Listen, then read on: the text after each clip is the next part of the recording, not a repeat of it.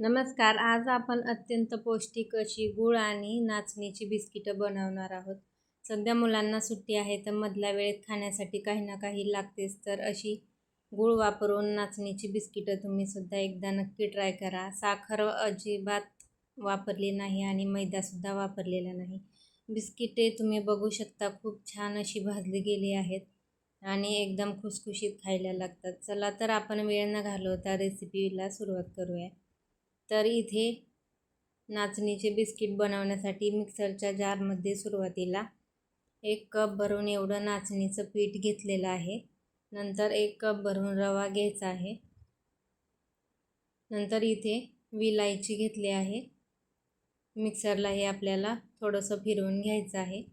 रवा माझ्याकडे थोडासा मोठा होता, बारीक वापरला तरीसुद्धा चालेल. नंतर इथे पाव कप गव्हाचं पीठ घेतलं आहे. 1 टीस्पून एवढं बेकिंग पावडर आणि 1/4 टीस्पून बेकिंग सोडा घेतला आहे. आता हे आणखी एकदा मिक्सरला फिरवून घ्यायचं आहे. नंतर याच्यात आपल्याला 1 कप भरून एवढा गूळ वापरायचा आहे. गूळ घालून थोडंसं मिक्स करायचं आहे आणि गुळासोबत मिक्सरला व्यवस्थित असं हे फिरवून घ्यायचं आहे. आता हे मिश्रण एका भांड्यामध्ये काढून घ्यायचं आहे. तर इथे मी 1 पाऊल घेतला आहे, त्याच्यात हे काढून घेतलं आहे. नंतर इथे चिमूटभर एवढं मीठ घालायचं आहे आणि पाव कप एवढं तूप घालायचं आहे. तूप घालून छान व्यवस्थित मिक्स करायचं आहे आणि लागेल तसं याच्यात आता थोडंसं दूध घालायचं आहे. तर टेबलस्पूनच्या चमच्यानेच मी इथे थोडं थोडं घालत आहे. तर 1 टेबलस्पून घातलं आहे. आणखी थोडंसं कोरडं वाटत आहे, तर आणखी 1 टेबलस्पून मी इथे घालत आहे. तर टोटल हे पीठ भिजवण्यासाठी मला 4 टेबलस्पून एवढं दूध लागलेलं आहे. पोहे खायच्या चमच्याने 3-4 चमचे एवढं दूध लागतं. तर आता मिश्रण बघू शकता, याला बाइंडिंग व्यवस्थित आलेलं आहे. हे नुसतं एकत्र असं मिक्स करून घ्यायचं आहे आणि अर्ध्या तासासाठी हे असं साईडला ठेवून द्यायचं आहे. त्यामुळे याच्यातील रवा व्यवस्थित फुलतं आणि नंतर भाजल्यानंतर बिस्किटंसुद्धा खायला चांगली लागतात. तर अर्धा तास हे आपण असंच भिजत ठेवलं होतं. अर्ध्या तासानंतर आता याला बिस्किटचा शेप द्यायचा आहे.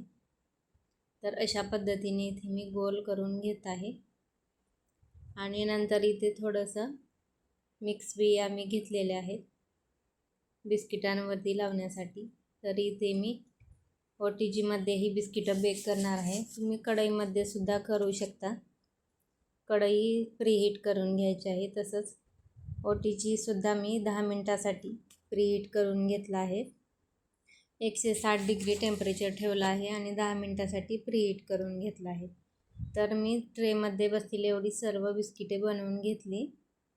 आता 20 मिनटासाठी 160 डिग्रीवर आपण हा ट्रे ठेवून द्यायचा आहे आणि मधलं जे बटन आहे ते दोन्ही आपल्याला चालू ठेवायचं आहे, रॉड वरचा आणि खालचा. इथे तुम्ही बघू शकता. आणि 20 मिनटासाठी 160 डिग्रीवर ही आपण बिस्किटं बेक करून घेतली आहेत. तर बेक झालेले आहेत, तुम्ही बघू शकता. एकदम छान अशी फुलली आहेत. इथे मी ट्रे बाहेर काढला आहे आणि पूर्णपणे थंड करून घेतला आहे. तर बघू शकता इथे बिस्किटं आपली एकदम छान अशी फुलली आहेत. जाळी एकदम छान पडली आहे. तर ही ट्रेमधली बिस्किटं मी पूर्ण काढून घेते आणि राहिलेली सुद्धा याच ट्रेमध्ये बेक करायला ठेवून देते.